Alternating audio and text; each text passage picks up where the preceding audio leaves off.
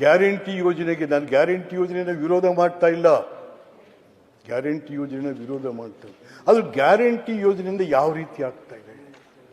ಯಾವುದೇ ಸರ್ಕಾರ ತನ್ನ ಕಾರ್ಯಕ್ರಮಗಳನ್ನು ದುಡಿಯುವ ಶಕ್ತಿ, ದುಡಿಯುವ ಕೈಗಳಿಗೆ ಉದ್ಯೋಗ ಕೊಡಬೇಕು, ಅದು ಸರ್ಕಾರ. ಇವತ್ತು ನಿನ್ನ ಹೆಂಡ್ತಿಗೂ ಫ್ರೀ, ನನ್ನ ಹೆಂಡ್ತಿಗೂ ಫ್ರೀ 2,000 ಏನು ಅದಕ್ಕೆ? Is it a programme? ಎಷ್ಟಾಗಿದೆ ಇವತ್ತಿಗಾಗಲೇ? 1,00,000 ಕೋಟಿ ಮೀರಿದೆ ನೀವು ಕೊಟ್ಟಿರುವಂಥದ್ದು. ಆ 1,00,000 ಕೋಟಿಯನ್ನು ಅಪ್ಪರ್ ಕೃಷ್ಣಾಗ ಹಾಕಿದರೆ ಆ ಭಾಗದ ಜನರಿಗೆ ಅನ್ನ ಹುಡ್ತಿರ್ಲಿಲ್ಲ, ಆ ಭಾಗದ ಜನರಿಗೆ ಅನ್ನ ಹುಟ್ಟು.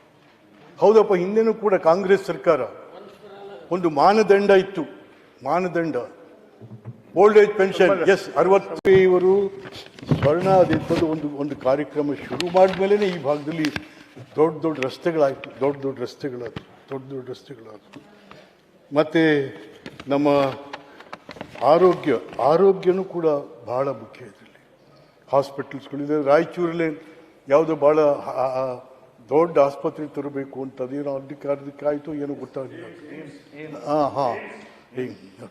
ಹಾಗೆ ಅದು ಎಲ್ಲ ಜಿಲ್ಲೆಗಳಲ್ಲೂ ಇವತ್ತಿನ ದಿವಸ ಬರಬೇಕಿಲ್ಲ.